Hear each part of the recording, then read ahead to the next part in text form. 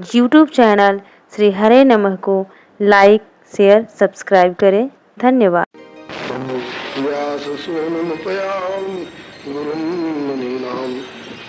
प्रहलाद नारद पराशर पुंडरीक व्यासांबरीश शुक शौनक भीष्मदालभ्याम रुक्मांगदार्जुन वशिष्ठ विभीषणादि पुण्यानुमान परम भागवतान नमामि।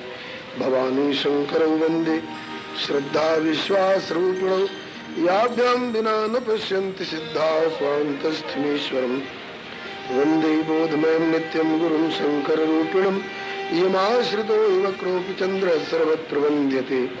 श्री सीताराम गुणग्राम पुण्यारण्य विहारिणौ वंदे विशुद्ध विज्ञानौ कवीश्वर कपीश्वरौ अतुलित बलधामं हेम शैलावदेहं धनुजवन कुशानं ज्ञानिनामग्रगण्यं सकल गुण निधानं वानराणामधीशं रघुपति प्रिय भक्तं वात जातं नमामि। कूजन्तं राम रामेति मधुरं मधुराक्षरम् आरुह्य कविता शाखं वंदे वाल्मीकि कोकिलं नारायणं नमस्कृत्य नरं चैव नरोत्तमं देवीं सरस्वतीं व्यासं ततो जयमुदीरयेत्। जय जय भक्त भक्ति भगवंत गुरु चतुर्नाम बपुए इनके पद वंदन किए नाशे विघ्न अनेक। प्रणव पवन कुमार खलवन पावक ज्ञान घन जासु हृदय आगार बसे राम सिर चाप धर। श्री गिरिजापति गिरिजा गणेश शेष शारद श्रुति व्यास वाल्मीकि पद पंकज नित ध्याऊं मैं। द्वादश भागवताचार्य चतु संप्रदायाचार्य शंकर आचार्य को सपरिकर मनाऊं मैं। तुलसी कबीर सूर नाभा प्रियादास मीरा श्री नानक चैतन्य जू को अनुगत रहाऊं मैं। दीजय वर सब मिली मोहि मन वच क्रम छल तज नित परिकर हरि हरि यश भरी भरी गाँव में।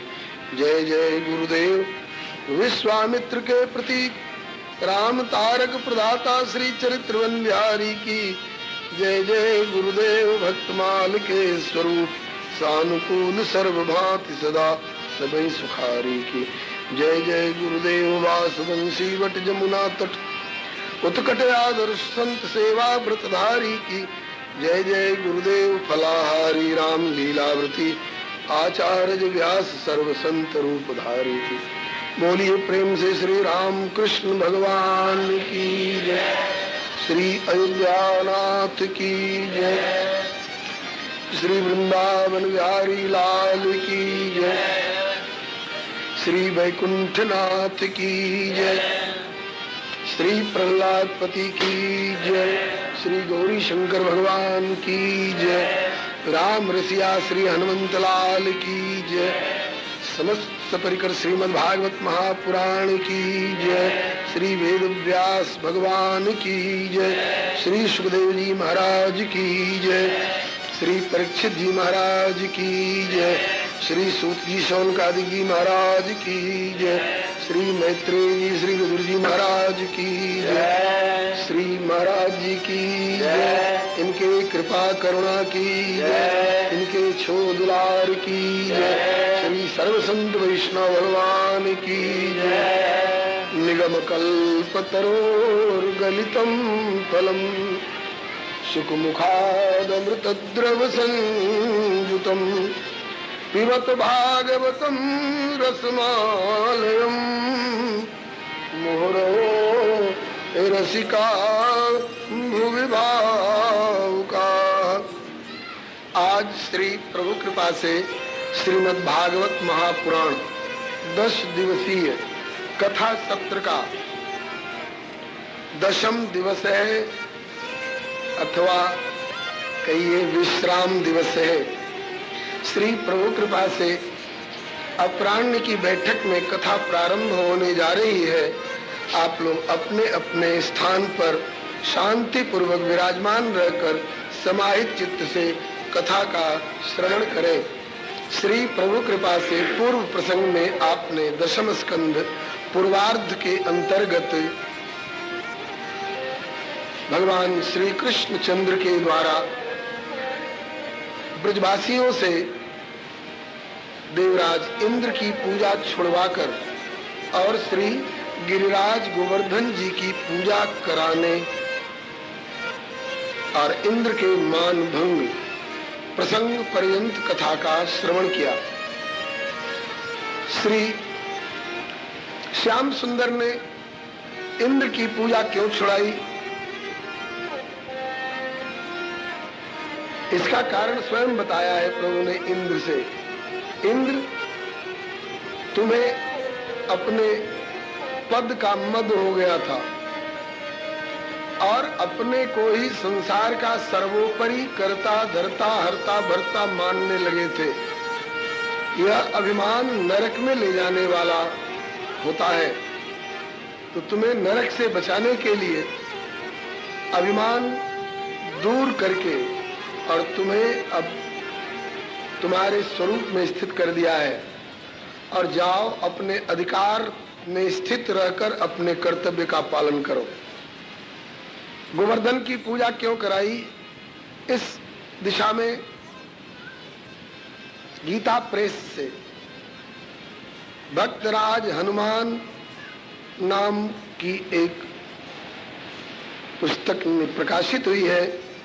उसमें किसी पुराण से प्रमाण उद्धरण लेते हुए वर्णन है, श्री रामावतार में हमारे श्री बजरंगबली ने, श्री हनुमंत लाल ने गोवर्धन जी को आश्वासन दिया था, वरदान दिया था कि आपको भगवान अपने समान स्वरूप दे करके आपका आदर करेंगे और कराएंगे, आपसे सेवा भी स्वीकार करेंगे। कथा इस प्रकार की है, जब लंका पर विजय प्राप्त करने के लिए प्रभु श्री राम समुद्र पर पुल बनवा रहे थे, आपको विदित है बहुत से बंदर भालू अपनी अपनी क्षमता के अनुसार बड़े बड़े शिलाखंड अथवा पर्वत ला ला करके देते थे। और शैल विशाल आन कपिदेहि कंदुक इव नल नील ते लेहि, और सेतु की रचना करते जा रहे थे। श्री हनुमान जी भी कई खेप ला ला करके पर्वत धर चुके थे, वे पर्वत लग चुके थे पुल में। अब इस बार अंतिम खेप में हिमालय से श्री गोवर्धन नाम के शिखर को उठाया और लेकर जा रहे थे वहीं सेतुबंध के पास। आज जहां गिरिराज गोवर्धन है, मथुरा से 7 कोस की दूरी पर, वहां पहुंचते पहुंचते सूचना मिली कि हनुमान जी पुल तैयार हो गया, अब आवश्यकता नहीं है शिलाखंड की और पर्वत की। तो श्री हनुमान जी ने प्रभु की इच्छा जानकर श्री गोवर्धन जी को वहीं पधरा दिया। गोवर्धन जी मूर्तिमान होकर इन पर्वतों के, नदियों के, वनों के अधिष्ठाता, इनका देव स्वरूप होता है। श्री गिरिराज गोवर्धन मूर्तिमान होकर हाथ जोड़कर हनुमान जी से कहने लग गए, हनुमान जी आप जैसे भक्तराज के कर कमलों से प्रभु की सेवा में लगने जा रहा हूं, प्रभु मुझे अपनी सेवा में स्वीकार कर लेंगे। मैं अपने को धन्य मान रहा था, किंतु अब तो आपने बीच में रख दिया मुझे। मेरे साथ वही कहावत लागू हो रही है, न घर का रहा न घाट का। हनुमान जी अंतर्मुख हुए, प्रभु से प्रेरणा लिए। हनुमान जी के हृदय में सतत प्रभु विराजमान रहते हैं। पवन तनय संतन हितकारी, जिनके हृदय विराजत अवध विहारी। अवध विहारी ने प्रेरणा दी, हनुमान कह दो यदि मेरी सेवा करने की इनकी लालसा है तो राम सदा सेवक रुचि राखी, वेद पुराण साध सुर साखी। मैं इनकी सेवा स्वीकार करूंगा और मेरी इच्छा से ही ये उत्तराखंड से लाकर और यहाँ मथुरा मंडल में रखे गए हैं। वह भी मेरा लीला स्थल है। अभी मैं त्रेता में श्री रामावतार ग्रहण करके लीला कर रहा हूँ और पुनः जब मैं द्वापर में श्री कृष्ण रूप में प्रकट होऊंगा तो तब तक ये मेरी प्रतीक्षा करें। मैं इनसे सेवा भी लूंगा और अपने समान स्वरूप देकर के इनकी पूजा प्रतिष्ठा भी कराऊंगा। श्री हनुमान जी ने गोवर्धन जी को यह वचन दे दिया। आज वही वचन याद करके प्रभु ने श्री गोवर्धन जी की पूजा कराई। गोवर्धन जी की पूजा करानी ही थी तो किसी दूसरी तिथि में पुनः नवीन सामग्री पूजन की तैयार करा करके करा लेते। इंद्र वाले पूजन के दिन इंद्र के लिए तैयार की गई पूजन सामग्री से पूजन कराने का क्या तात्पर्य था? एक पंथ दो काज। इंद्र का अभिमान भी दूर होगा, नरक से बचेगा, और हनुमान जी का वचन पूरा हो जाएगा, गोवर्धन जी का मनोरथ पूर्ण हो जाएगा। इसलिए प्रभु ने यह लीला रचाई है। अब आगे के अध्याय में श्री सुखदेव जी कहते हैं, एकादश्याम निराहार समभ्यर्च्य जनार्दनम। एकादश्याम निराहार। आज कौन तिथि है जी? एकादशी। क्या बढ़िया संयोग जुटा है। एकादश्याम निराहार समभ्यर्च्य जनार्दनम स्नातुम नंदस्तु कालिंद्या द्वादश्याम जलमाविशत।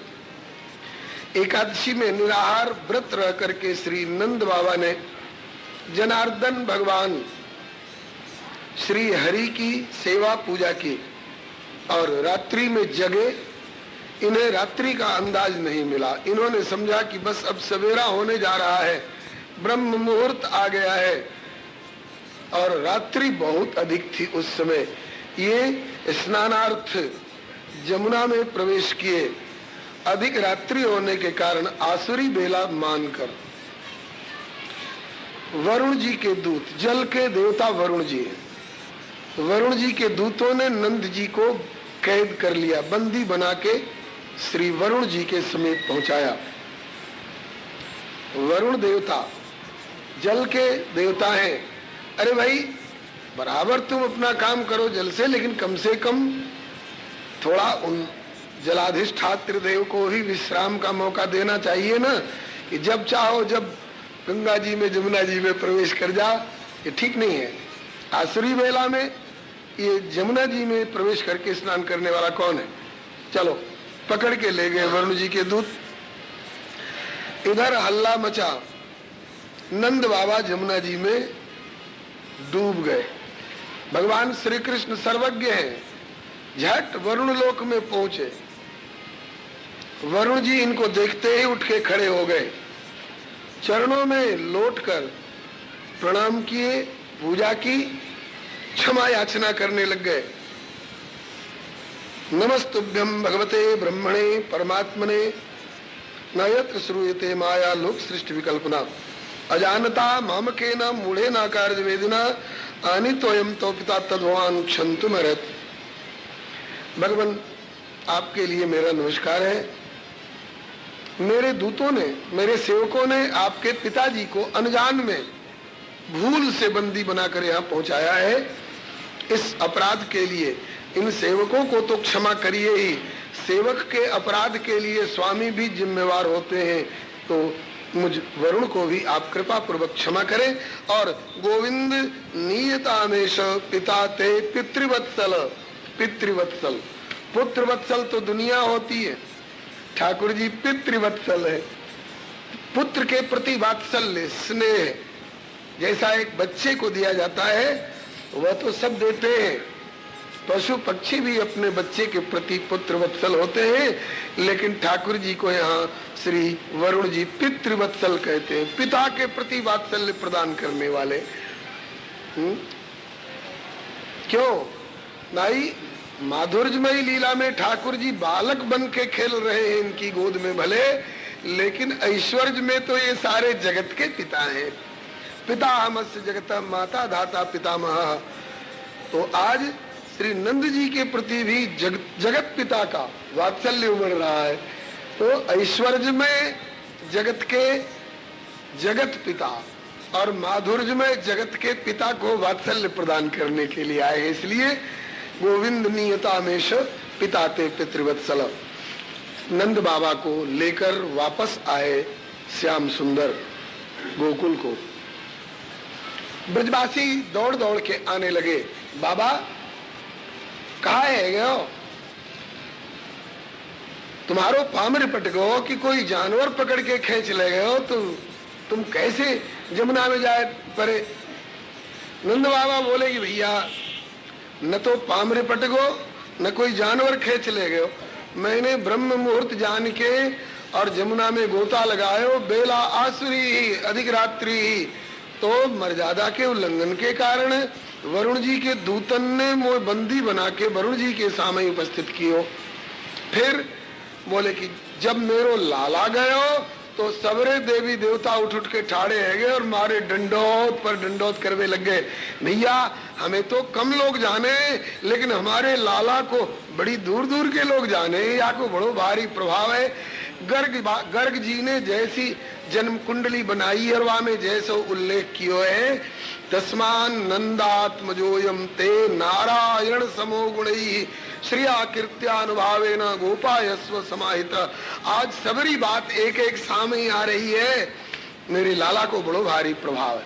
अब ग्वाल वाल पीछे पड़ गए कन्हैया के, कन्हैया मैंने सुनी है तू भगवान है, जब ही तो बड़े बड़े देवी देवता, अब कल इंद्र ने आके दंडोत करी, कबो ब्रह्मा ने आके दंडोत करी, आज वरुण देवता ने तेरी पूजा करी। भैया अब तू हमते छिपाव ना कर सके, हम जान गए तू भगवान है। अब तू कैसो भगवान है भैया, हमें तू अपनी भगवत्ता दिखाए दे। हमने तेरे बैकुंठ धाम की बड़ी बड़ाई सुनी है, जहाँ जावे के लिए योगी जन बड़े बड़े जतन करे हैं, तो कैसो तेरो बैकुंठ धाम है भैया हमें दिखाए दे। ठाकुर जी बोले भैया होंगे भगवान और उनके काज, तुम्हारे लिए तो सखाई चौक है। अरे कन्हैया देख अब तू बहानो ना कर सके, अब तो अपनो बैकुंठ धाम दिखानो ही पड़ेगो। बोले ऐसे जोर को तुम्हारो मनोरथ हो तो आंख मीच ले, सबकी आंख मिचवाए और आत्म स्वरूप से शरीर चाहे कहूं रहे, इन्हें वैकुंठ में पहुंचायो, वैकुंठ धाम को दर्शन करायो। वैकुंठ धाम देख के बड़े प्रसन्न भय ग्वाल बाल। एक ने कही भैया धाम तो बड़ो अच्छो दिखायो, लेकिन कन्हैया खुद कहाँ गया। एक ने कही वो देखो, अरे भैया बड़े भारी शेषनाग की सैया पे बैठे हुए, अरे भैया यहाँ पे आके चार चार भुजाएं। एक ने कही चार भुजा है तो का शेष सैया पे बैठे हुए तो का है तो हमारो कन्हैया, चलो मिलेंगे अभी कन्हैया। भीतर जाए लग गए सो द्वार पालन ने जाट रोक दिए, ठहरो कहाँ दसे जा रहे हो, हम काहे बात को उठाड़े। अरे हम अपने कन्हैया से मिलवे जा रहे हैं, कहा खबरदार यहाँ कन्हैया कही तो। हाँ कन्हैया तुम्हारे ब्रज में कहलाते होंगे, यहाँ तो श्री श्री अनंत श्री संपन्न अनंत आनंद दिव्य गुण गण निलय महाराजा धिराज वैकुंठनाथ श्रीमन नारायण भगवान। और भैया बड़े बड़े नाम धरा रहा के, इतनो बड़ो नाम हम गांव के ग्वारिया, हम कहा थे उच्चारण करेंगे। झट ग्वाल बाल घबराए गए और आंख खोल दिए। कहा देखे सामने ठाड़े कन्हैया मंद मंद मुस्कुरा रहे हैं। कहो या ग्वाल वालो देख लियो मेरो बैकुंठ धाम, देख लियो देख लियो। अरे बड़े अन्य मनुष्य के भाव से कहो देख लिए, बैकुंठ अच्छो ना लगे होगो। अरे कहा कि बैकुंठ क्यों ना अच्छो लगेगो भैया, बैकुंठ तो बहुत बढ़िया दिखाया हो, किंतु का कछु कसर पड़ गई। अरे बहुत बड़ी कसर पड़ गई, तू तो भीतर बैठे हो से सैया पर, हमें बाहर टाड़ो कर दिए और हमें कोई धसन ना दे। क्या करेंगे ऐसो बैकुंठ लेके जो तो तीर घाट पे और हमें मीर घाट पे कर दे, है ऐसो बैकुंठ लेके क्या करेंगे। बंधुओं यही भाव को एक बहुत सुंदर पद स्वामी श्री परमानंद दास जी महाराज ने, जो अष्टछाप के कविन में से एक हैं, स्वामी श्री परमानंद दास जी ने पद गायो, कहा करूं वैकुंठ जाए। कहा करेंगे वैकुंठ जाके, कहा करूं वैकुंठ जाए, जहान नंद यशोदा मैया, जहान गोपी ग्वाल न गाय, जहान शीतल जल यमुना को, जहां नहीं कदमन की छाए, परमानंद दास को ठाकुर ब्रज रज तज मेरी जाए बलाए। कहा करूं वैकुंठ जाए। वो स्वामी जी का दोहा बोले कि वृंदावन और वैकुंठ को तोलो तुलसीदास। नीचे कौन है जी? वृंदावन नीचे है और वैकुंठ बहुत ऊपर है ना। जब तराजू में तोलो तो नीचे कौन पल्ला रहे जी? जो ज्यादा वजनदार रहे। तो वृंदावन नीचे ज्यादा वजनदार रहे हो और वैकुंठ वारो पल्ला हल्को हो सो ऊपर चलोगे। बोले कि वृंदावन वैकुंठ को तोलो तुलसीदास, भारी हो सो भुवि रहो और हल्को गयो आकाश। सियावर रामचंद्र की जय। वारे जय, वारे जय। बहुत थक गए हैं आप लोग, मालूम होता है 10 दिनों में। बोलो वृंदावन बिहारी लाल की। अब भैया जय। राजा रामचंद्र भगवान की जय। अब भैया के बाद रास पंचाध्यायी को प्रारंभ है रहे है। बहुत बढ़िया अध्याय आयो है रास पंचाध्यायी। आपने महात्म्य कथा में सुनो हो,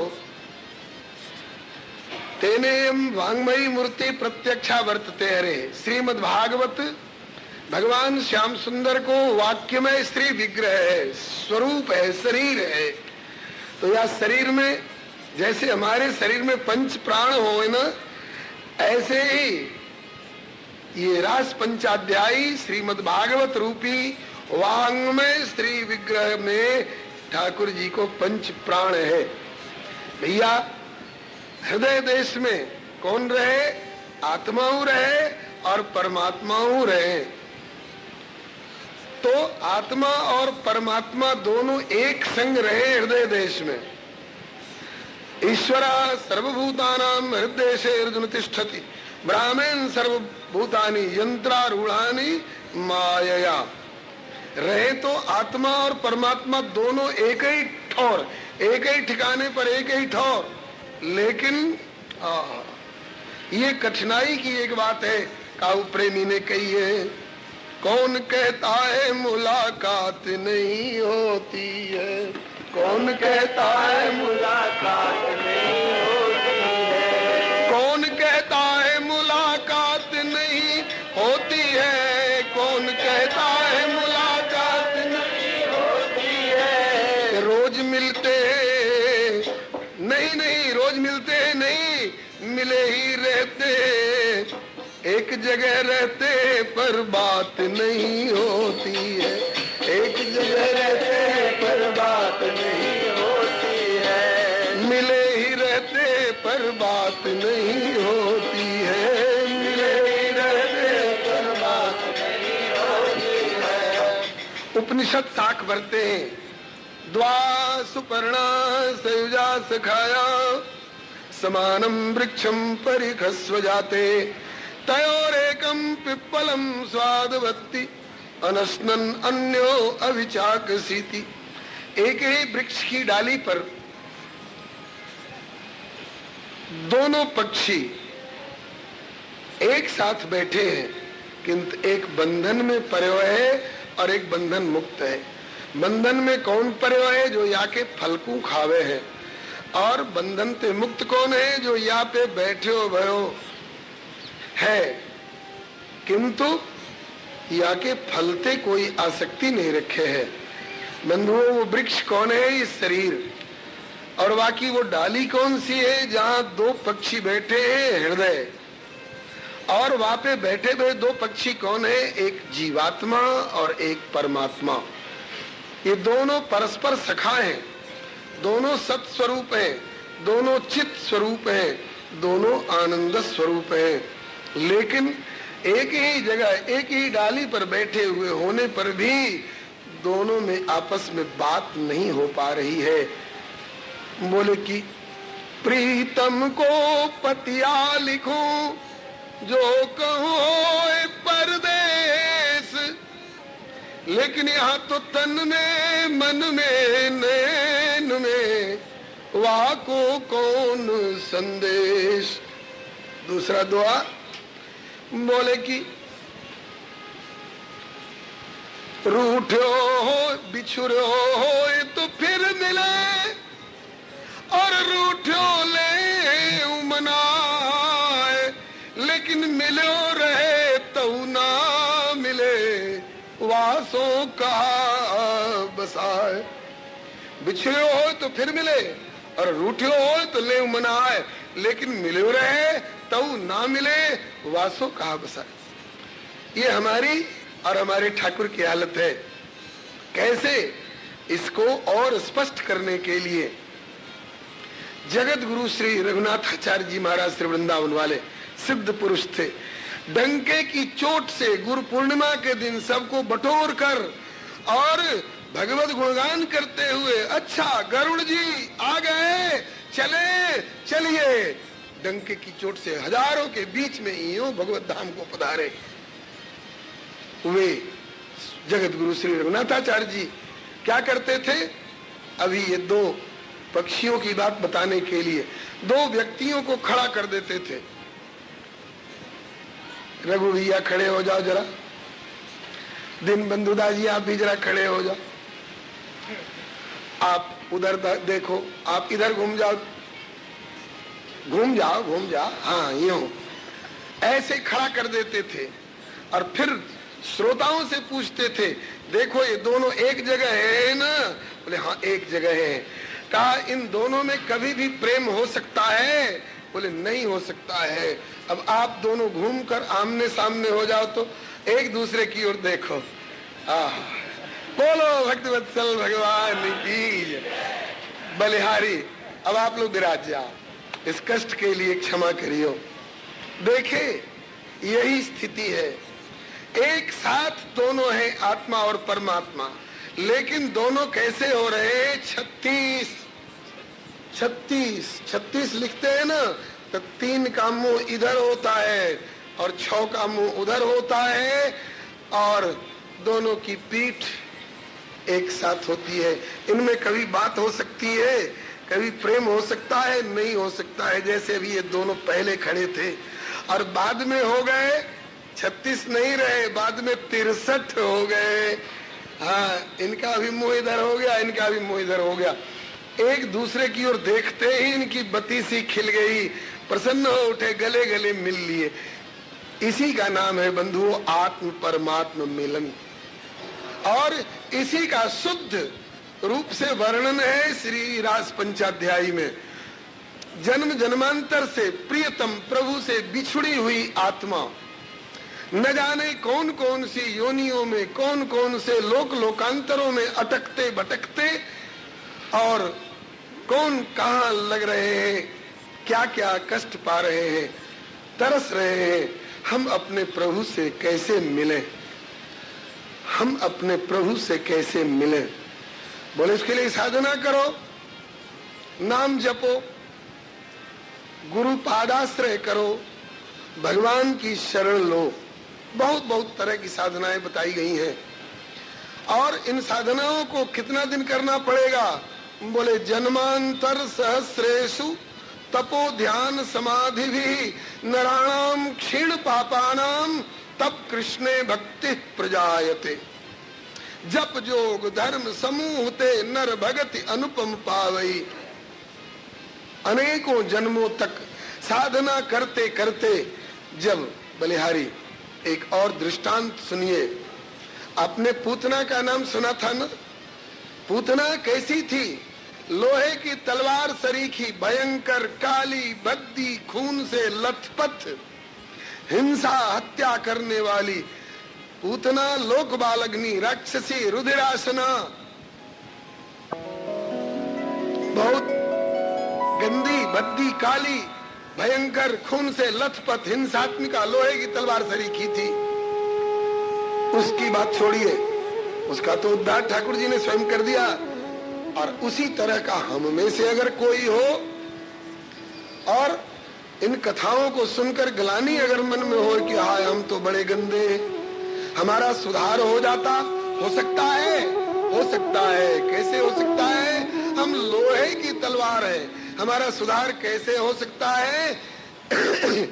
श्री निम्बार्क संप्रदाय के बड़े ही उच्चतम स्तर के आचार्य हुए हैं स्वामी श्री परशुराम देवाचार्य जी। उनके कई दोहे हैं, एक दोहा आज सुनिए।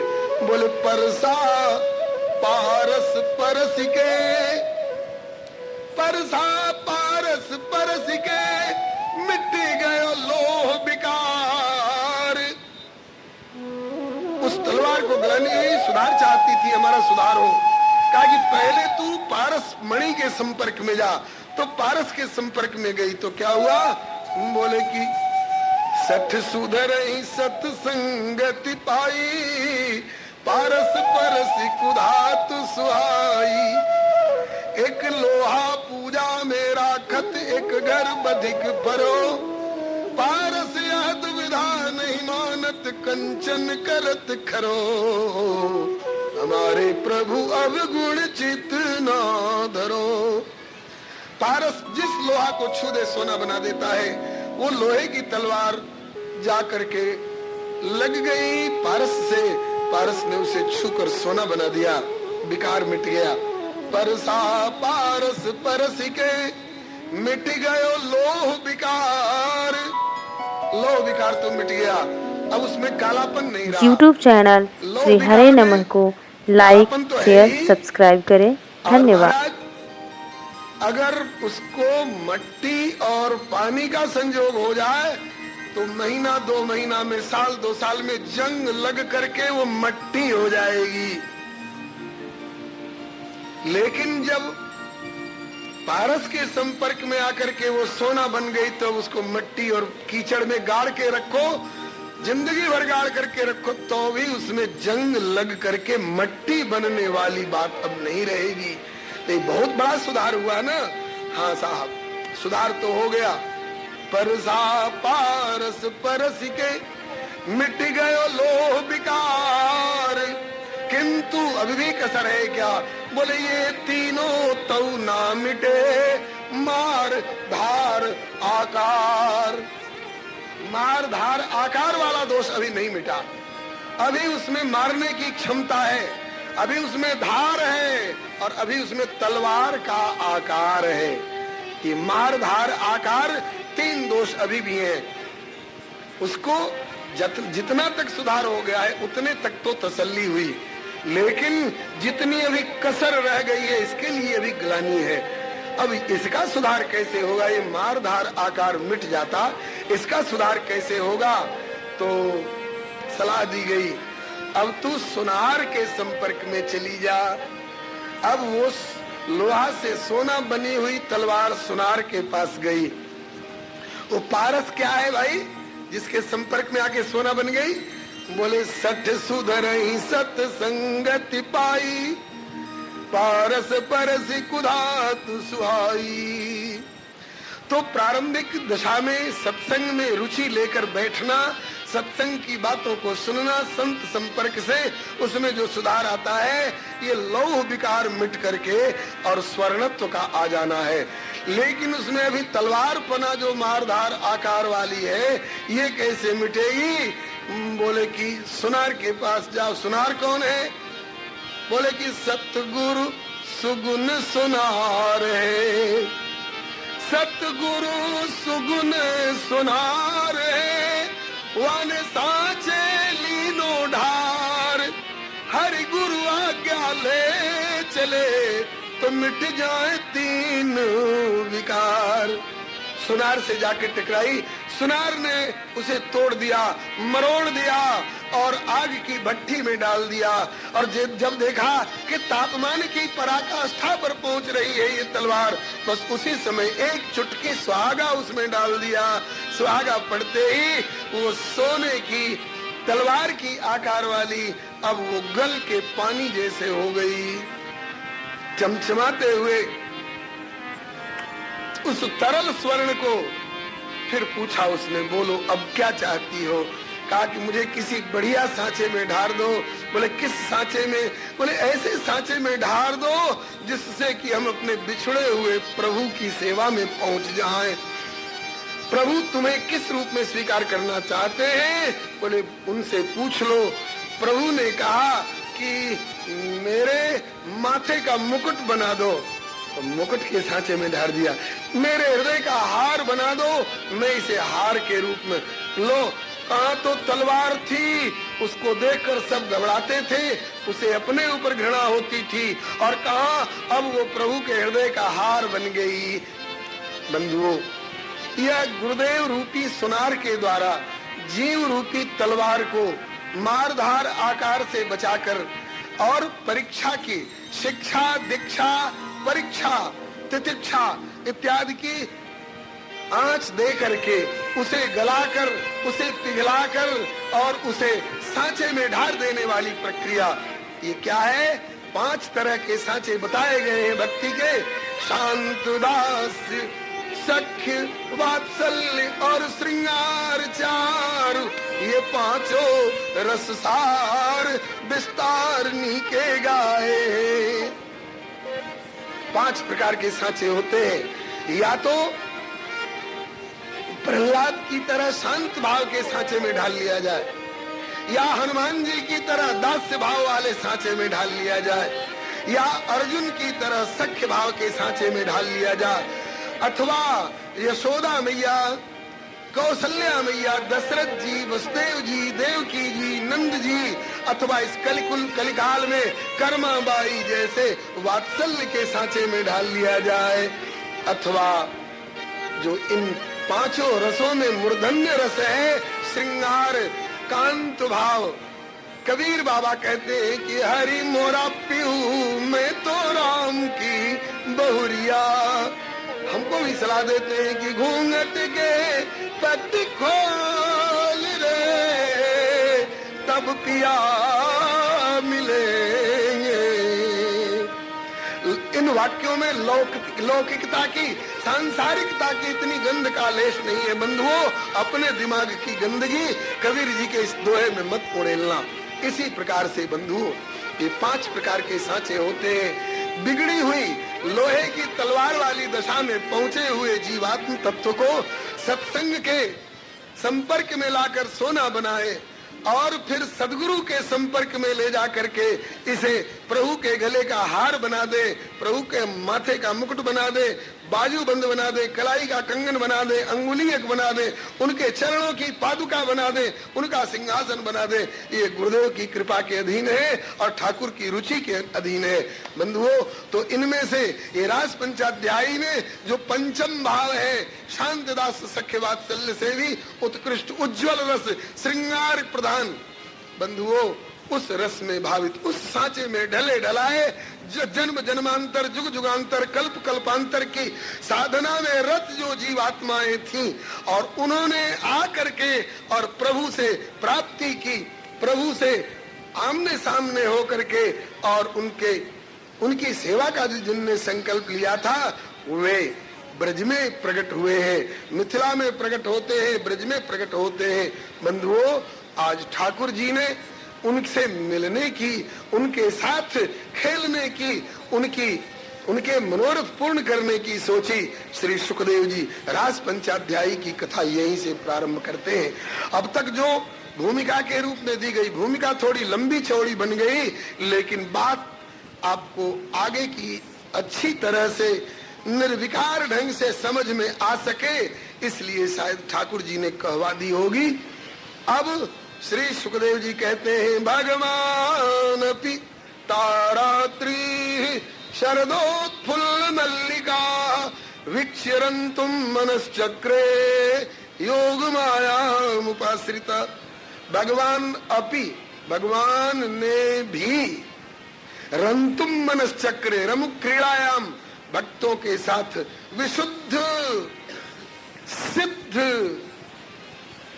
आत्माओं के साथ, अपने भक्तों के साथ क्रीड़ा खेल करने की इच्छा किए। मनश्चक्रे, मन में ऐसा संकल्प किए। भगवान अपि में पूज्य चरण स्वामी श्री कर्पात्री जी बताया करते थे, ध्वनि है। अपि माने भी, भगवान ने भी भक्तों के साथ खेलने की, क्रीड़ा करने की, विहार करने की सोची। इसका मतलब कि भक्त तो पहले ही से चाहते थे। जब तक भक्त चाहते थे तब तक मिलना नहीं हुआ, और जब भगवान अपि भगवान ने भी उनसे मिलने की सोची, बस झट मिलना हो गया। उसके लिए प्रभु ने क्या किया? मुरलिया हरि की मधुबन में धूम मचाई, मुरलिया हरि की मधुबन में धूम मचाई। दृष्ट्वा कुमुदवंतम अखंड मंडलम रमान नाभम नव कुमकुमारुणम वनम च तत्कोमल गो विरंजितम जगौ कलम वाम दृशाम मनोहरम। यह अधिकार जिनको जिनको प्राप्त हो चुका है, जो उस सिद्ध स्थिति में पहुंच चुके हैं, जिनके मन के सारे विकार दूर हो चुके हैं, वे परम सिद्ध कोटि के भक्तों को अपनी ओर खींचने के लिए ठाकुर ने अपनी वंशी बजाई। जगौ कलम, जगौ कलम में भाव संत जन बतलाते हैं, क्लींग बीज से संयुक्त करके जो बीज भक्तों के मनोरथ को पूर्ण करने वाला है। अपने मन से लेकर जपना शुरू करोगे तब नहीं, संत सदगुरु के माध्यम से। आपने बरगद के बीज देखे होंगे, बरगद पीपल के भी बीज देखे होंगे। एक एक फल में 50 सैकड़ों बीज होते हैं, और वे फल जब पक पक करके गिरते हैं उस पेड़ के नीचे, अगर उन बीज में वैसे ही पड़ करके और उपज जाने की क्षमता होती तो एक एक बरगद के नीचे हजारों हजारों फल गिरते होंगे, और हजारों हजारों फलों में लाखों लाखों करोड़ों करोड़ों बीज वहां बिखरते होंगे, तो करोड़ों बरगद और पीपर के वृक्ष वहां पर पैदा हो जाते। लेकिन बंधुओं, यह भी एक अद्भुत प्रक्रिया है भगवान की इस विचित्र सृष्टि में। बरगद का बीज कितना भी आप पके पके बीज लेकर के और खेतों में फेंक आओ, नहीं पैदा होंगे, नहीं पैदा होंगे, नहीं पैदा होंगे। कब पैदा होंगे? पहले कागजी उसको खाएंगे, उसके फल को पहले कागजी खाएंगे, कौआ जी, और खा करके अपने उदर की जठराग्नि में पचाएंगे, और जब वह बीज उनके बिट के साथ बाहर आएगा तो वो चाहे दीवार की दरार में पड़ा हो वहीं पर पैदा हो जाएगा, वो चाहे लोहे की टंकी पर पड़ा हो तो वहीं पर पैदा हो जाएगा। मतलब कि बरगद और पीपर के बीज में ऐसे पैदा होने की क्षमता नहीं है जब तक कि कागजी उनको उदरस्थ करके परिपक्व न कर ले। इसी तरह से मंत्र किसी ग्रंथ में लिखा हो, आप पढ़ करके चाहे कि हम इस मंत्र के बीज की खेती कर लें, नहीं होगा। पहले उसे काकस्थानीय गुरुदेव अपने गुरुदेव से प्राप्त करके, अपने हृदयस्थ करके, और उसको जप के द्वारा, अनुसंधान के द्वारा, अर्थानुसंधान के द्वारा परिपक्व कर चुके हैं, और तब वाणी के माध्यम से उनके कान रूपी दरार में जब डालेंगे तब जाकर के वो बीज पैदा होता है। तो बीज किसी भी मंत्र का हो सभी सार्थक है, लेकिन कब सार्थक है? विशेष रूप से जब गुरुदेव की कृपा के द्वारा वो हमारे कर्ण गोचर और हृदयगत हो। तो बंधुओं, श्री ठाकुर जी गुरु ही नहीं, गुरुओं के भी परम गुरु हैं। गुरु साक्षात पर ब्रह्म, तस्मै श्री गुरुवे नमः। वसुदेव सुतम देवम कंस चाणूरमर्दनम देवकी परमानंदम कृष्णम वंदे जगत गुरुम। यह प्रसंग सब जगह कहने का नहीं है, लेकिन यहाँ साधक और सिद्ध कोटि के महानुभाव विराजमान है। छठे छठाए रसिक लोग जाने कहां कहां से श्री हनुमान जी ने बुला लिए हैं, इसलिए बात निकल गई होगी। अस्तु। तो श्री ठाकुर जी जो गुरुओं के भी परम गुरु है, कृष्णम वंदे जगत गुरुम, उनने क्लीन बीज से संयुक्त करके वंशी ध्वनि के माध्यम से जिन जिन अधिकारियों को अपनी ओर खींचना था वंशी ध्वनि छेड़ी, और वो वंशी ध्वनि जिनके जिनके कान में पड़ी वो धूम मचा दी। मुरलिया हरि की मधुबन में धूम मचाई, मुरलिया हरि की मधुबन में धूम मचाई। बंसी तो आज भी बज रही है, लेकिन सबके कान में पड़ती है थोड़े। जाको पिया माने सोई सुहागिन, आज भी वह ध्वनि उन्हीं के कान में पड़ती है जिनको वो अपनी ओर खींचना चाहे। नायमात्मा प्रवचने न लभ्या न मेधया न बहुना श्रुते न, फिर यमई वेश वृणुते तेन लभ्य तस्यैष आत्मा विवृणुते तनुम स्वाम। जिसको वह वर्ण करना चाहे उसको वो बंसी सुनाई पड़ेगी, वह उनकी ओर खींच करके जाएगा। मुरलियार की मधुबन में धूम मचाई, मुरलियार की मधुबन में धूम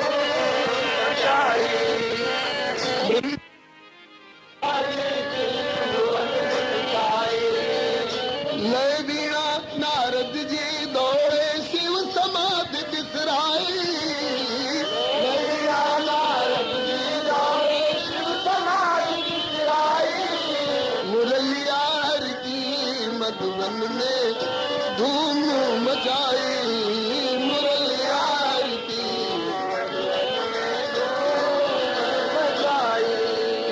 जिनके जिनके कान में मुरली ध्वनि पड़ी दौड़ पड़े कैसे, निशम्य गीतम तदनवर्धनम व्रजस्त्रिय कृष्ण गृहीत मानसा आजगमुरन्योन्यमलक्षितोद्यमा न सयत्र कांतो जवलोल कुंडला द्वंत्योभियुः काश्चित् दोहमित्वा समुत्सुकाः पयोधिसृत संजामनुदास्या परायुः परिवेशयन्त्यस्तधित्वा पायन्त्यः शिशुन्पयः शुश्रूषन्त्यपतिं काश्चित् अस्नन्तोपास्य भोजनम् लिम्बन्त्या प्रमृजन्त्योऽन्या अन्यन्त्यः काश्च लोचने व्यत्यस्तवस्त्राभरणा काश्चित् कृष्णान्तिकं यजुः।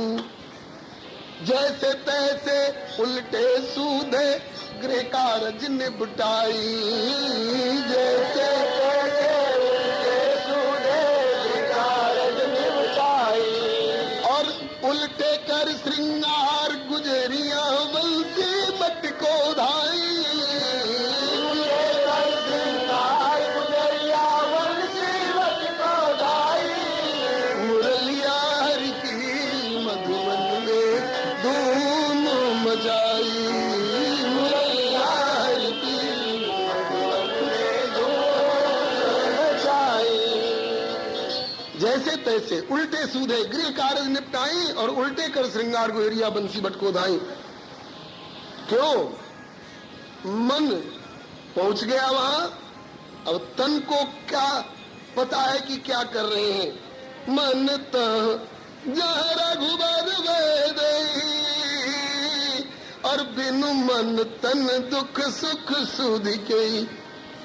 एक ने देखा था कि दूध उफन रहा है, हाथ में जल लिया, छींटा मार के शांत कर दे। जल हाथ में लिया तो है, यूं उठा चुकी है, केवल यूं करना है, लेकिन करे तो कैसे, क्यों? बंसी जो बच गई।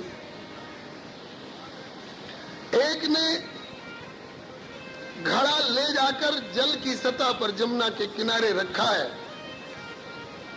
और उसका मुंह भी जल की ओर कर दिया, केवल यूं कर देना है डूब जाए, लेकिन यूं करे तो कैसे करे? बंसी जो बच गई। जल की न घट भरे मग की, कदम यूं उठा चुकी है आगे धरने के लिए, लेकिन अब धरे कैसे? बंसी जो बच गई। जल की न घट भरे मग की न कछु करे, जल की न घट भरे मग की न पग धरे, घर की न कछु करे बैठी भरे सासुरी एक सुन लौट गई कितनी लोट पोट भई, और कहे उनके दृगन ते निकसी आए आंसुरी। कहे रसनायक याने ब्रज की बनितान बधी, बधिक कहायो हाय भई कुल हांसुरी। करिए उपाय बांस डारिए कटाए, नाय रहे गो बांस नाय बाजे फिर बांसुरी। मतलब कि बंसी ध्वनि पड़ी और जो जैसे ही तैसे ही उठ धावे, बाल वृद्ध कहूँ संग नलावे।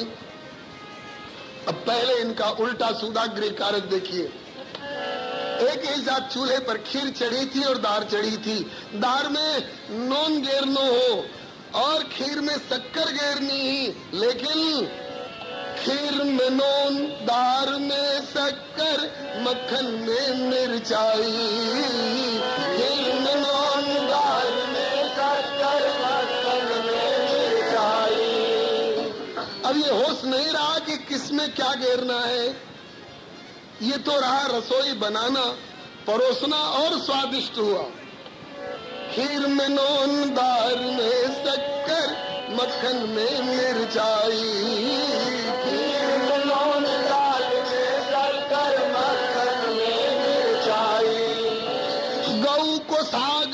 ससुर को भूसे ऐसे मत बोराए, गौ को साग ससुर को भूसी ऐसे मत बोराए, मुरलिया की मधुबन में धूम मचाई, मुरलिया की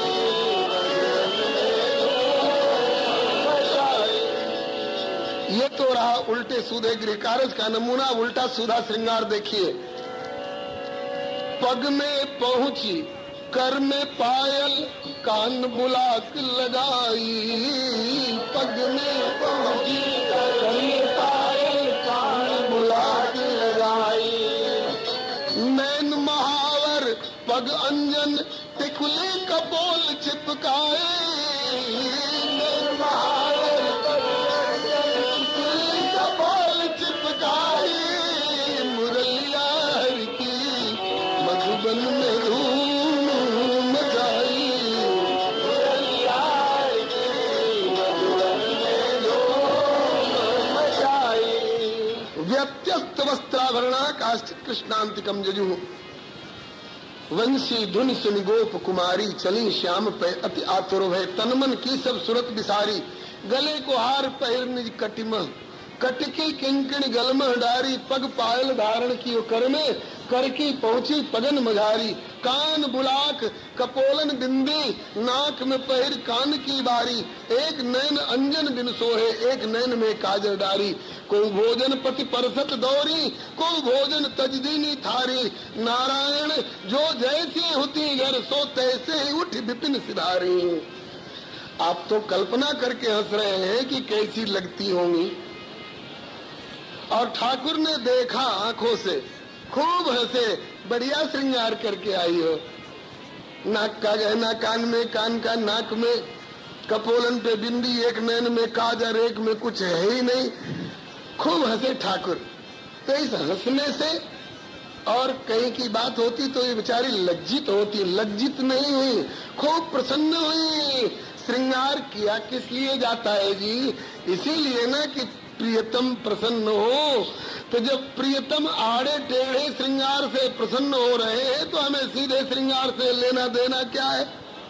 रक्ते विरक्ते चबरे बधूनाम निरर्थक कुमकुम पत्र भंगा, त्वयि प्रसन्ने मम किम गुणेन, त्वयि अप्रसन्ने मम किम गुणेन। जिससे तुम प्रसन्न हो वही श्रृंगार सही श्रृंगार है।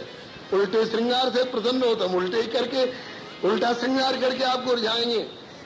ठाकुर जी ने कहा स्वागतम वो महाभागा प्रियम किम करवाणुआ। महाभागाओ तुम्हारो स्वागत है। कैसे आई? देखिए रासलीला में सम्मिलित होने के लिए भगवान शंकर अपने प्रतीक को भेज रहे हैं। कैसे कैसे संत कृपा कर रहे हैं। बोलो श्री शंकर भगवान की, श्री हरे नमः। जो शंकर जी कामदेव को क्षण में दिए जराई,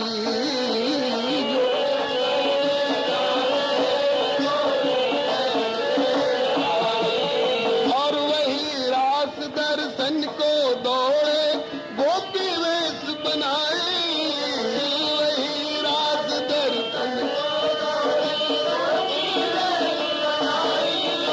मुरलिया हरि की मधुबन में धूम मचाई, मुरलिया मधुबन में धूम। बोलिए श्री शंकर भगवान की जय। बंधुओं, ठाकुर जी ने गोपियों से कहा गोपियों तुम्हारो स्वागत है। कैसे आई हो? आधी रात के समय घर छोड़ करके दौड़ी आ रही हो? कोई आपत्ति विपत्ति तो नहीं आ गई नगर में? तुम्हारे घर वाले तुम्हारी खोज कर रहे होंगे, कहाँ गई, क्यों गई, बच के कहाँ हो गया, कहीं बूढ़ धस तो नहीं पड़ी? चिंता कर रहे होंगे, तुम्हारी खोज कर रहे होंगे। जाओ जाओ, तुम कुलीन घर की पतिव्रता नारी हो, और कुलीन घर की पतिव्रता नारी का ये धर्म नहीं है कि पति पुत्रादिकों को छोड़कर आधी रात को जंगल जंगल भगी डोले।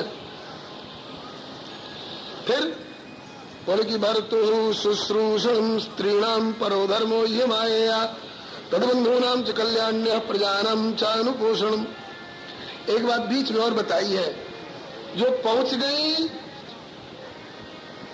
उनसे तो ठाकुर की बात हो रही है, और कुछ ऐसी थी बेचारी नहीं पहुंच पाई। कौन नहीं पहुंच पाई? जिनका अभी प्रारब्धगत शुभ और प्रारब्धगत अशुभ का बंधन था। ये शुभ और अशुभ दोनों बाधा करते हैं भगवान तक पहुंचने में, दोनों बेड़ी की तरह जकड़े रहते हैं।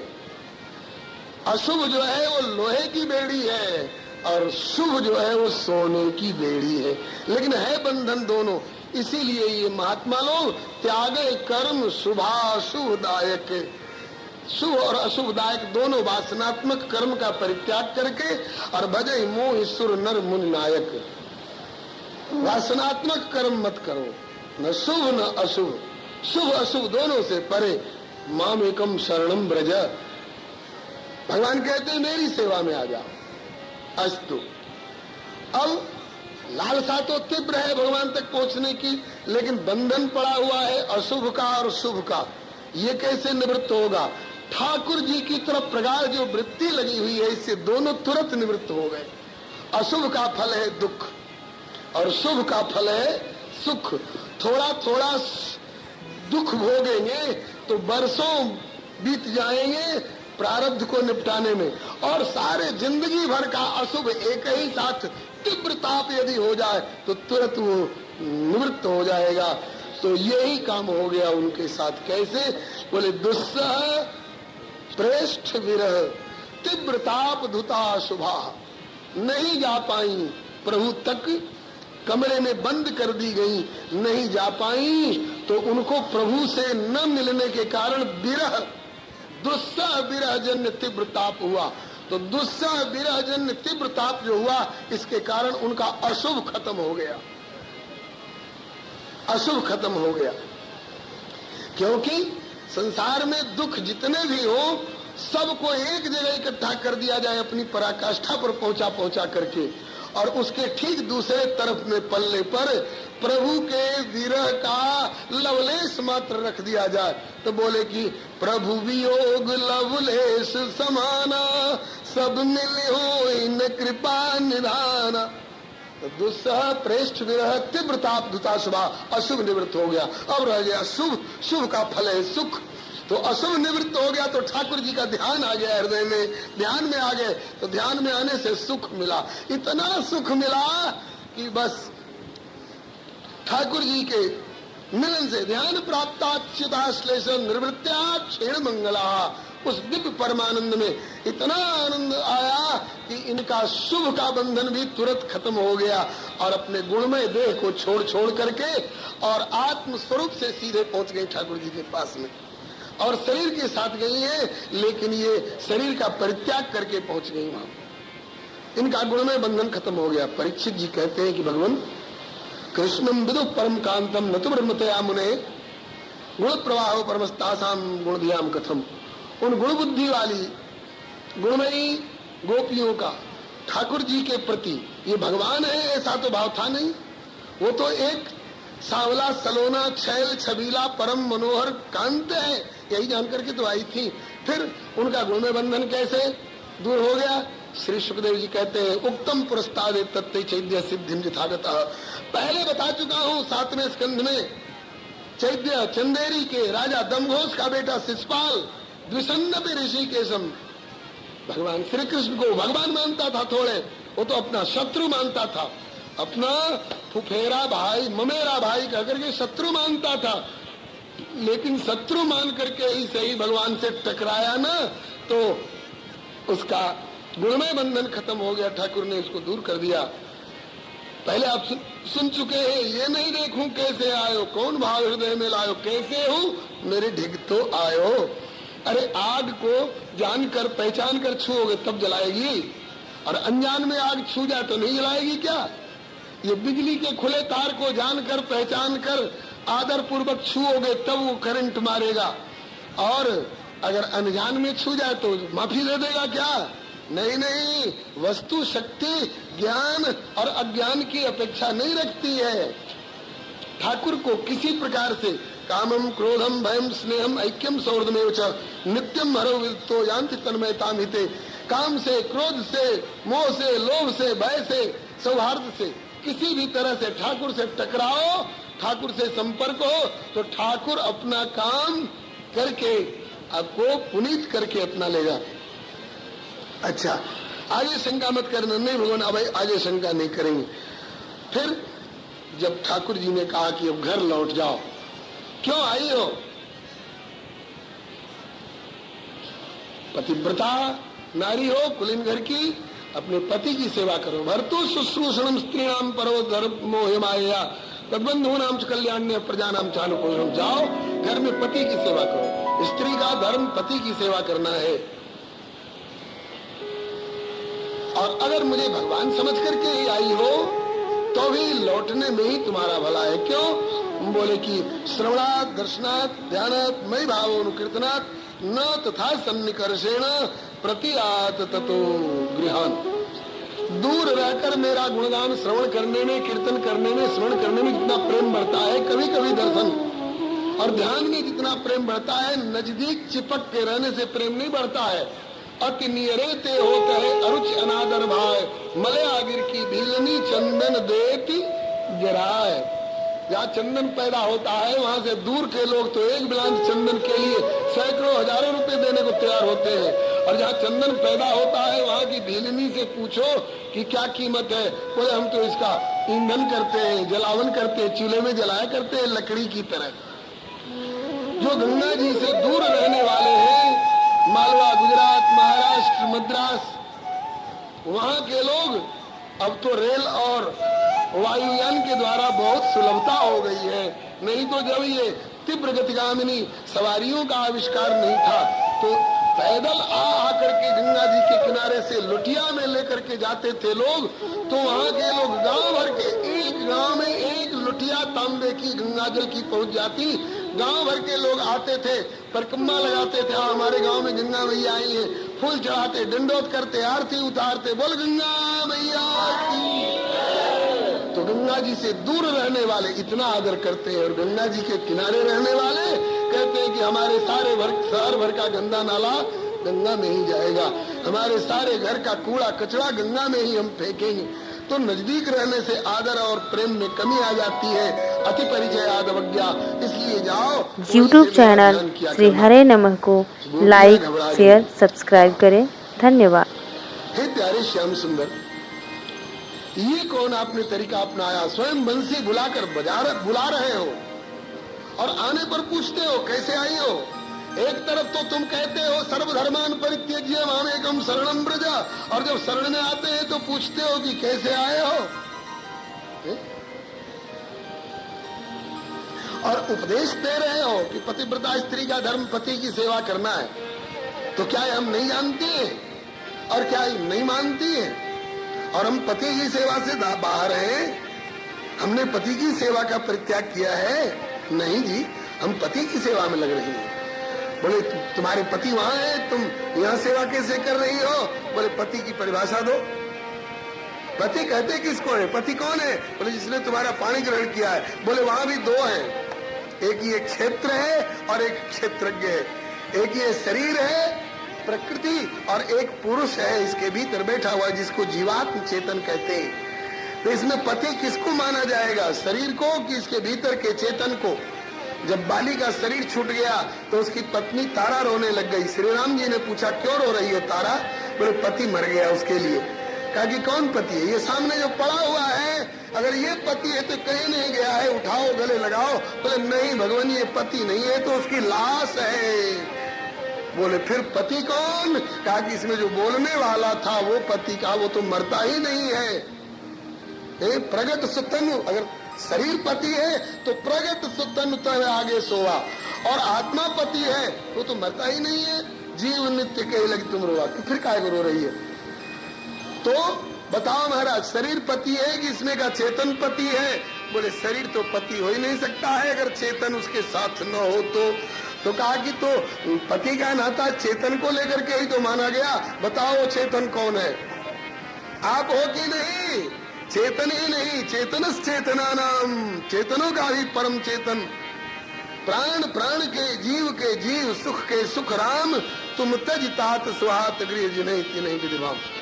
इस पर गोपियों ने एक उदाहरण सुनाया है। प्यारे श्याम सुंदर, हमने सुना है कि एक पतिव्रता ब्राह्मणी अपने पति की रोज सेवा पूजा करके तब भोजन करती थी, स्नान कराती, वस्त्र पहराती, चंदन लगाती, माला पहराती, आरती उतारती, चरणोदक लेती, उनको खिला के तब खाती थी। बोले ठीक करती थी, ऐसा ही करना चाहिए। बोले कभी उसके पतिदेव परदेश जाने के लिए तैयार हुए, घबराई कि मैं किसकी आरती उतारूंगी, मैं किसके चरण धो करके चरणोदक लूंगी, मैं किसको पंखा जलूंगी, मैं किसके पांव दाबूंगी। पतिदेव ने कहा सच कह रही है, अगर चला जाता हूं तो इसका नियम खंडित हो जाएगा। अच्छा तो मत जाओ। बोले नहीं जाएंगे, बाहर तो कमाने की रोजी रोटी कैसे चलेगी, ये भी ठीक है। तो क्या करना चाहिए? पंडित जी ने एक मध्यम मार्ग दिया।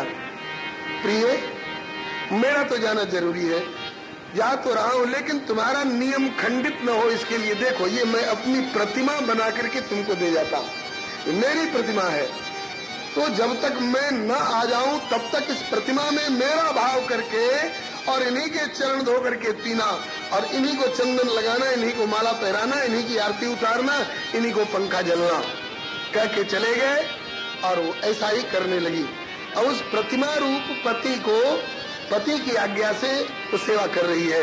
बोलो प्रभु ठीक कर रही है कि गलत कर रही है? बोले ठीक कर रही है, क्योंकि पति की आज्ञा से कर रही है और पति के प्रतिमा की सेवा कर रही है, तो उसका नियम खंडित तो नहीं हुआ? बोले खंडित नहीं हुआ। फिर 4 महीने के बाद, 6 महीने के बाद, साल भर के बाद, जितनी देर के बाद पतिदेव आए, गर्मी का दिन था, जेठ की दोपहरी थी और साक्षात पतिदेव पंडित जी के माथे पर बड़ा भारी गट्ठर था, प्यास के मारे कंठ सूख रहा था, गर्मी के मारे लू में झुलस रहे थे। आकर के किवाड़ खटखटाए, प्रिय किवाड़ खोलो। और ये तब की बात है जब उस दोपहरी में वो बेचारी अपने प्रतिमा रूप पति को पंखा झल रही थी। अब बताओ क्या करे? एक ही साथ पतिदेव 2 रूप में वहाँ उपस्थित हो गए, प्रतिमा रूप में घर के भीतर और प्रत्यक्ष रूप में घर के दरवाजे पर। अब बताइए, जब पति की सेवा में लगी हुई है, जब पंखा जल ही रही है प्रतिमा रूप पति को और साक्षात पतिदेव दरवाजे पर खड़े हैं, तब उस प्रतिमा रूप पति की सेवा में पंखा जलती रहे कि दरवाजे पर आकर के उस साक्षात प्रत्यक्ष पति को भीतर लाकर उनकी सेवा करे? ठाकुर बोले बावरियो, करे जब प्रत्यक्ष पति आ गया तो उस प्रतीक रूप प्रतिमा रूप पति का महत्व उठना नहीं रहेगा। अब तो चाहिए कि किवाड़ खोले, प्रत्यक्ष पति को भीतर लावे और उनकी सेवा करे। कहा कि बस हमारी शंका का समाधान मिल गया, हम शास्त्रार्थ में आपसे जीत गई। कैसे? कहा कि जब हमारा पाणी ग्रहण हुआ था, हमारे पिताजी ने हमारे पति कहलाने वाले के हाथ में जब हाथ दिया था तो उस समय क्या क्या करके दिया था? विष्णु स्वरूपाय वराय लक्ष्मी स्वरूपिणीं कन्यां तुभ्यमहं संप्रददे। मैं अपनी लक्ष्मी रूपिणी बेटी का हाथ इस विष्णु स्वरूप नारायण स्वरूप वर के हाथ में दे रहा हूँ। इसका मतलब कि कन्या लक्ष्मी स्वरूपिणी है और वर विष्णु स्वरूप है। तो नाम किसका लिया गया? विष्णु स्वरूपाय वराय। इसका मतलब कि पति विष्णु है, पति नारायण है और वो बोले पंचभौतिक शरीरधारी ये ग्वाल महोदय बोले जब तक वे प्रत्यक्ष न आ जाए परदेश से तब तक के लिए उन्होंने अपनी प्रतिमा दी है, अपना प्रतीक दिया है, अपनी प्रतिमूर्ति दी है। अब तक तुम परदेश में थे, परम पति जगतपति त्रिलोकपति प्रभु, अब तक तुम परदेश में थे, तब तक तुम्हारी दी हुई प्रतिमा की हमने सेवा की है और अब तुम प्रत्यक्ष आ गए तो प्रतिमा को भी हम तोड़ के फेंक नहीं रही हैं, लेकिन प्रत्यक्ष पति को हम पंखा झले तो क्या बिगड़ जाएगा? कहो हम झूठ बोल रही हैं? कहा कि नहीं, बात सही कह रही हो। कहा कि फिर क्यों कह रहे हो कि लौट जाओ? कहा कि लौटाने के लिए नहीं कहा, तुम्हारे हृदय का जो यह भाव है इसको व्यक्त कराने के लिए मैंने कहा। अब कहा कि अब मैं तुम्हारी सेवा करने को तैयार हूँ। बोलो प्रियम किम करवाणी व, तुम्हारा स्वागतम वो महाभागा, प्रियम किम करवाणी व, तुम्हारा कौन सा प्रिय कार्य करे? बलिहारी। इसके बाद बंधुओं ठाकुर जी ने उनका, अच्छा आप ये सोचेंगे कि ये गावड़े की गमारिन जो कभी विद्यालय में नहीं गई पढ़ने के लिए, जिनने वेद नहीं, शास्त्र नहीं, पुराण नहीं, कुछ पढ़ाई नहीं, केवल जीवन भर गोबर बटोर करके उसका कंडा ठोकती रही, सुखाती रही, बेचती रही, दूध दही बिलोती रही, यही धंधा करके रोजी रोटी चलाती रही। इन गंवारिनों को इतनी क्षमता कहां से आई कि शास्त्रार्थ करके और विद्यानिधि ठाकुर को इन्होंने परास्त कर दिया, ठाकुर को जीत लिया। बंधुओं, ये साधारण गोपियां नहीं है। अभी भले लग रही होंगी कि ये गांव की गंवारिन है, लेकिन बंधुओं ये पूर्व जन्म के वेद की ऋचाएं हैं, ये दंडक वन के ऋषि हैं, ये मिथिला की श्री किशोरी जी की सहचरियां हैं। श्री किशोरी जी राधा रानी के रूप में, श्री रुक्मिणी जी के रूप में प्रकट हुई है, उनकी परिकर भूता है ये। और एक संत कह रहे थे कि श्री रामावतार में प्रभु ने यज्ञ कराया सीता निर्वासन के बाद। वशिष्ठ ने कहा कि लाल जी, अश्वमेध यज्ञ गृहस्थाश्रमी की हैसियत से करा रहे हो तो अपनी पत्नी के साथ गठबंधन करा करके यज्ञ कराना चाहिए, क्या सीता को अभी बुला लोगे? बोले अभी नहीं। तो कहा कि सीता की जगह पर तुम्हारे वाम भाग में बैठकर कौन गठबंधन कराएगी? किसी और का वर्ण कर लोगे, किसी और के साथ गठबंधन कर लोगे? कहा कि इस अवतार में मेरी सीता के अलावा मेरे वाम भाग में कोई नहीं बैठ सकता है। तो कहा कि गठबंधन किसके साथ होगा? बोले आप बताइए। कहा कि सीता की स्वर्ण प्रतिमा बनाई जाए और सीता की स्वर्ण प्रतिमा के साथ आपका गठबंधन हो सकता है। बोले हाँ, ये मुझे मंजूर है। स्वर्णमयी सीता की प्रतिमा बनी, श्री राम ने उनके साथ गठबंधन किया और यज्ञ संपन्न कराया। और उस यज्ञ संपन्नता के पश्चात वो प्रतिमा फिर महल में पधरा दी गई, सीता की प्रतिमा है। इसके बाद दूसरा यज्ञ हुआ, दूसरी कांचनी सीता बनी, और तीसरा यज्ञ हुआ, तीसरी कांचनी सीता प्रकट हुई। और सब सीता की प्रतिमाओं को वहां रखा गया। और जब प्रभु श्री राम अपने धाम जाने लग गए, श्री जानकी की निंदा करने वाले धोबी तक को साथ ले गए। श्री सीता जी की प्रतिमाएं बोल पड़ी, हम ऐरे गहरे की प्रतिमा नहीं है, आपकी प्राणवल्लभा आदिशक्ति सीता की प्रतिमा है। सीता का प्रतिबिंब भी, सीता की प्रतिमा भी निरर्थक नहीं होती है। हमारे लिए क्या सोच रहे हो? कहा अभी सब अंतर्धान हो जाओ और श्री कृष्णावतार में सब मेरी प्राणवल्लभा होकर के वहां प्रकट होना, मैं सबको अंगीकार करूंगा। वे आई हैं, दंडक वन के ऋषि हैं। श्री कृष्णोपनिषद का श्लोक है, श्री ब्रह्मवैवर्त पुराण का श्लोक है, श्री पद्म पुराण में भी संभवतः है। क्या? पुरा महर्षे सर्वे दंडकारण्यवासिना दृष्ट्वा रामं हरिं तत्र भोक्तुमैच्छन् सुविग्रहम्। दृष्ट्वा रामं हरिं तत्र भोक्तुमैच्छन् सुविग्रहम्। ये कौन है? वनवासी राम को देखकर ऋषि पूछते हैं दंडक बन के, कौन है? बोले जगतपति, त्रिलोकपति है। कहा कि हम नहीं मानते। कैसे मानो? क्या मानते? बोले सीतापति मान लेंगे। जगतपति कब मानोगे? बोले इस जगत में हम भी हैं, हमारे पति होके दिखाएं। प्रभु ने कहा अभी नहीं।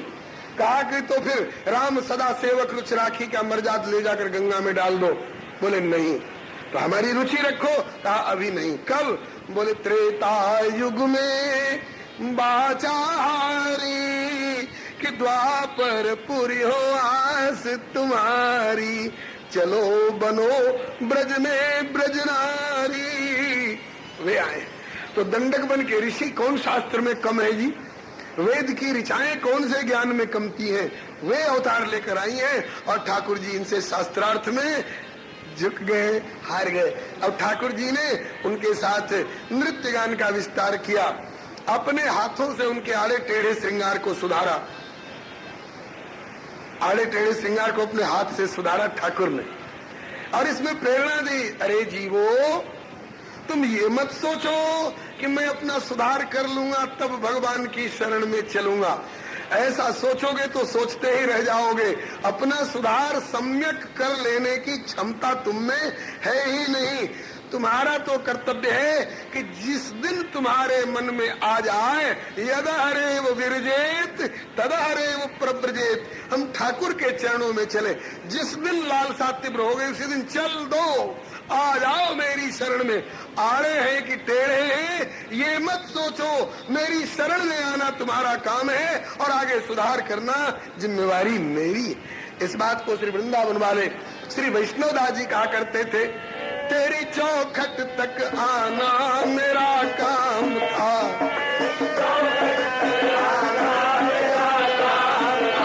मेरी बिगड़ी बनाना तेरा काम है, मेरी बिगड़ी बनाना तेरा काम है। जिसको दुनिया में कोई न अपना कहे, जिसको दुनिया में कोई न अपना कहे, उसको ही से लगाना तेरा काम है, उसको ही से लगाना तेरा काम है।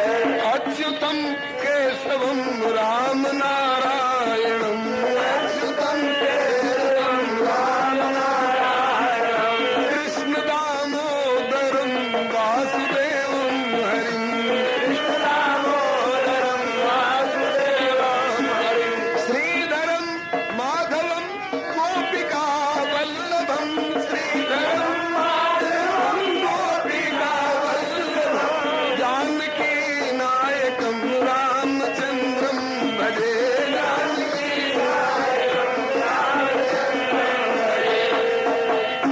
आड़े टेढ़े श्रृंगार को ठाकुर ने अपने हाथों से सुधारा। गोपियों को अभिमान हो गया, हमने इन्हें शास्त्रार्थ में जीत लिया, ये हमारे बस में हो गए।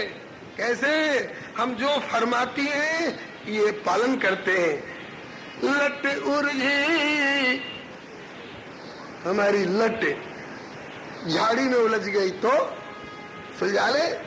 कहा कि हम तो जीव हैं, उलझाना जानते हैं, सुलझाना तुम्हारा काम।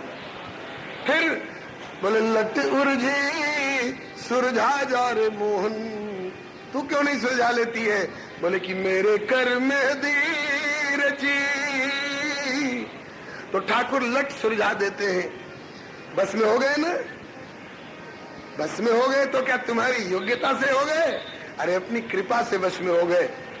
इसको गोपियों ने अपनी योग्यता मान ली, हमने बस में कर लिया। ठाकुर ने कहा कि अच्छा मैं अंतर्धान हो रहा हूं, अब कर लो मुझे बस में। तासाम तत्सौभगमदम वीक्ष्यमानम च केशव प्रशमाय प्रसादाय तत्रैवांतर्धीयत। अंतर्धान हो गए, गायब हो गए। अब खोजो, अब करो बस में। अगर तुम्हारी योग्यता थी तो अब अपनी योग्यता तुम दिखाओ, बस कर लो बस में। नहीं खोज पाई। अब रात में कौन मर्द मानुस मिले जो पूछे हमारे श्याम सुंदर कहाँ गए? चिल्लाती फिरती है, चित्त चोर ने चित्त चुराया मेरा। हरे कृष्ण गया फिर भाज कहाँ, ब्रजमंडल के युवराज बिना सुख का सब साज समाज का। अब और सुहाता नहीं कुछ भी, जब लाग गई तो लाज कहाँ। दुखिया पर हाय दया करके बतला दे कोई ब्रजराज का। कौन बतावे? आधी रात के समय में कौन बतावे? कौन है तुमको बताने के लिए? तो जब कोई नहीं मिला तो पूछती है, दृष्टो व कच्चिदस्वत्थ प्लक्ष निग्रोधनो मना नंद सूनुर्गतो हृत्वा प्रेम हासावलोकनै। हे पीपल, हे बरगद, हे आम, हे नीम, हे जामुन, तुमने हमारे श्याम सुंदर को इधर से जाते हुए देखे हैं? अब ये पीपल और बरगद श्याम सुंदर का पता बतावे? नहीं बोले तो नाराज हो गई। ये मर्द जाति के पेड़, ये काहे को हमारे प्रति सहानुभूति दिखावेंगे? ये औरत जाति की जो लताएं हैं ना, इनसे पूछो। हे मालती, हे जुई, हे बेली, हे चमेली, हे तुलसी, बहना तुम्हारी जाति की हो, बताओ। इधर से जाते हुए श्याम सुंदर को देखा है तुमने? जरूर देखा होगा। देखा ही नहीं होगा, उन्होंने अपने हाथों से तुमको प्यार किया होगा, तभी तो खिल रही हो, तुम में फूल खिल रहे हैं। बिना प्यारे के कर कमल के संस्पर्श के किसी डाली में फूल खिल सकता है? हाँ, जरूर तुमने देखा है, बता दो बहना। नहीं मिले तो उनके लीलाओं का स्मरण कर करके और विभोर हो करके एक तो ऐसी चढ़ गई दूसरे के माथे पर। दुष्टा है गच्छ जातो हम खलानाम नंदंड धृक। अरे दुष्ट सर्प, तुझे मालूम नहीं है तेरे जैसे खलों का को दंड देने के लिए मेरा अवतार हुआ। मतलब नीचे वाली काली नाग हो गई और ऊपर वाली कृष्ण हो गई। एक ने यूं ओढ़नी फहराई, बाल बालो डरना नहीं, मैंने गोवर्धन उठा रखा है, किसी पर एक बूंद पानी नहीं पड़ने देना। प्राण भय कान में, कान भय प्राण में, जी में न जान पड़े। प्राण है कि कान है? मुझ में समा जा इस तरह तन प्राण का जो तौर है, जिसमें न फिर कोई कहे मैं और हूं तुम और है। ये एक आत्मता की स्थिति इनकी हुई, लेकिन इसमें स्थायित्व नहीं होता है। फिर जब बाह्य वृत्ति हुई, हा श्याम सुंदर करती खोजने लग गई, बहुत व्याकुल हो गई। तो ठाकुर ने अपने चरणों के चिन्ह दिखा दिए। और देखो देखो इधर से गया है छलिया, इसके चरण की छाप उखड़ी है।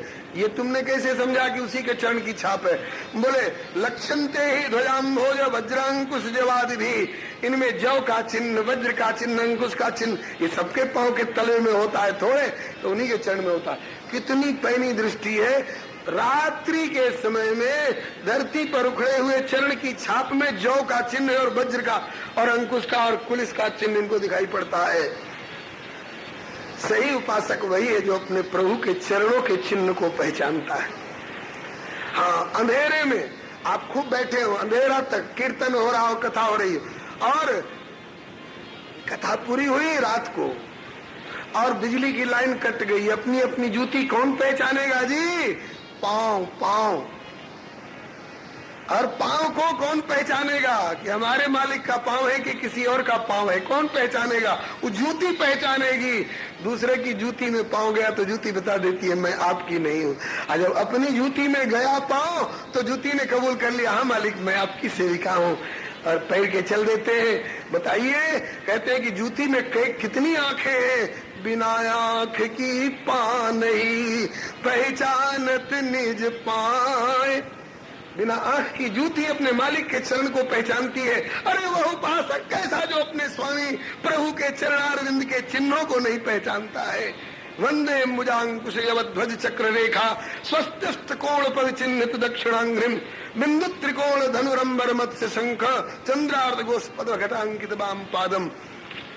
दूसरा और चरण दिखाई पड़ा। बोले कोई और साथ गया है, ये कौन है? बोले अनया आराधितो नूनम भगवान हरीश्वर, इनके द्वारा भगवान की सम्यक आराधना हुई है, यही उनकी आराधिका है। तब तो इनको साथ लेके गए। तो भैया जो आराधिका है वही राधिका है। बोलो राधा रानी की। स्पष्ट रूप से राधा रानी का नाम नहीं आया है, लेकिन अनया आराधितो नूनम भगवान हरीश्वर यन्नो व्याय गोविंद प्रीतो या मने दुरा। फिर राधा रानी से भेंट हुई, कहा कि आपको भी छोड़ गया छलिया? बोले हाँ क्यों? कहा कि मुझे भी मान हो आया कि न पा रहे हम चली तुम नैमाम जत्र थे मना। तो मैंने कहा मुझसे चला नहीं जाता है, अब आप जहाँ चाहो ले चलो। बोले स्कंधारोहितामिति, बैठो कंधे पर। कंधे पर क्या बैठूंगी? यहाँ से भी अंतर्धान हो गए। तो भरोसा हो गया गोपियों को, घबरा नहीं सकी, अब मिल जाएंगे। जब राधा रानी मिल गई तो ज्यादा देर तक दूर नहीं रह सकते हैं। श्री राधा के पद कमल जब लगी उर नहीं वास, कृष्ण भ्रमर आवत नहीं तब लगी तिनके पास। इसके बाद गोपियों ने पुलिन पर आकर के गोपिका गीत के द्वारा जयति ते अधिकम जन्मना व्रज श्रयत इंदिरा सस्वधत्रै दयित दृश्यदाम दीक्षितावगास्त्वै धृता समस्त्वाम विचिन्वते। बहुत तरह की बातें कही है, एक एक श्लोक का भाव इतने कम समय में कहना संभव नहीं है, इसलिए संक्षेप में आप सुने। ठाकुर जी को पुकार पुकार करके और रोने लग गई महाराज। रुरुदो सुस्वरम राजन कृष्ण दर्शन लालसा। भगवान प्रकट हो गए।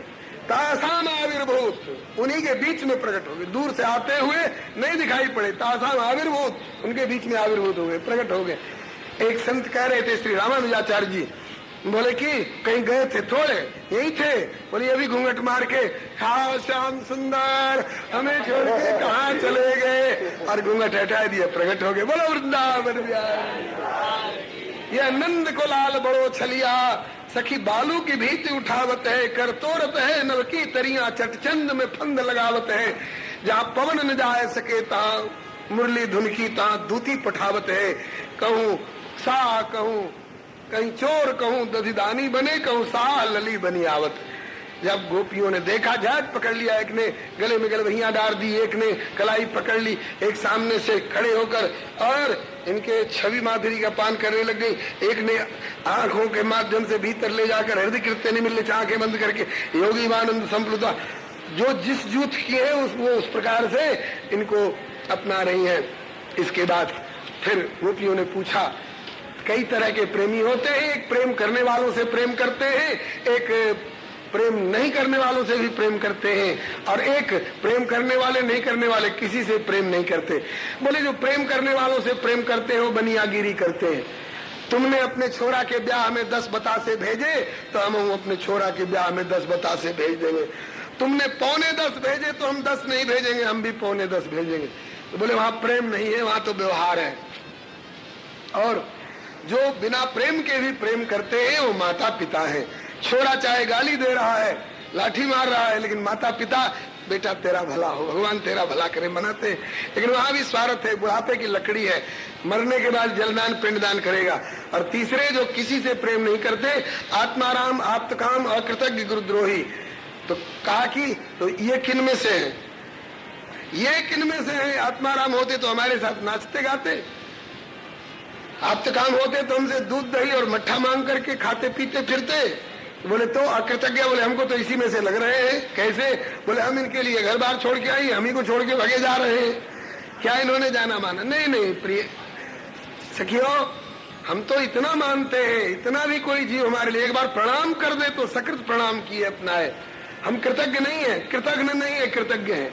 हम तो भजते हैं, नहीं भजने वालों को भजते हैं, और भजने वालों को तो खूब भजते हैं। लेकिन कैसे भजते हैं?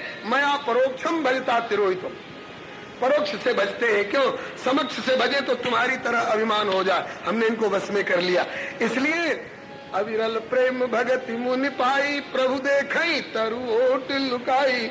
श्री बिंदु जी ने एक पद में कहा है, ये सांवले को मनाने की राह करते कि जानबूझ के कुछ कुछ गुनाह करते। अभी तो ये था कि उनको ही चाहते थे, मगर अब तो उनके चाहने वालों की चाह करते हैं। ये सांवले को मनाने की राह करते हैं। ये तो आप करते हैं ना, वे भी कुछ करते हैं। बोले हम उनकी चाह करते हैं और वे हमारे ऊपर अपनी रहमत भरी निगाह करते। कभी देखा है? बोले देखा तो नहीं है। बोले फिर कैसे समझते हो? कहा कि तारीफ तो ये है कि उनकी मुझ पर निगाह है, लेकिन क्या? बोले निगाह मेरी बचाकर निगाह करते हैं, निगाह मेरी बचाकर निगाह करते। निगाह बचाकर क्यों निगाह करते हैं? इसलिए कि सामने से निगाह करेंगे तो अभिमान हो जाएगा कि हमने इनको बस में कर लिया, इसलिए निगाह बचाकर निगाह करते हैं। बंधुओं, इसके बाद गोपियों के साथ पुनः इन्होंने नाच गान प्रारंभ किया। शंकर जी ऐसा ललचाए गए, शंकर जी ऐसा ललचाए गए कि पार्वती से बोले मैं भी चलूंगा तेरे साथ में। पार्वती से बोले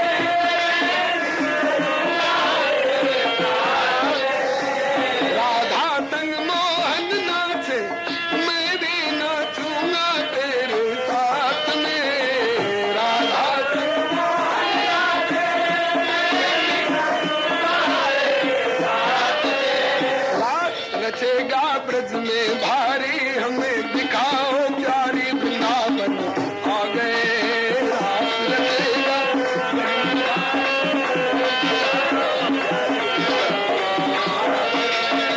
पार्वती जी मना के हारी, ना माने त्रिपुरारी, रात में आ गए।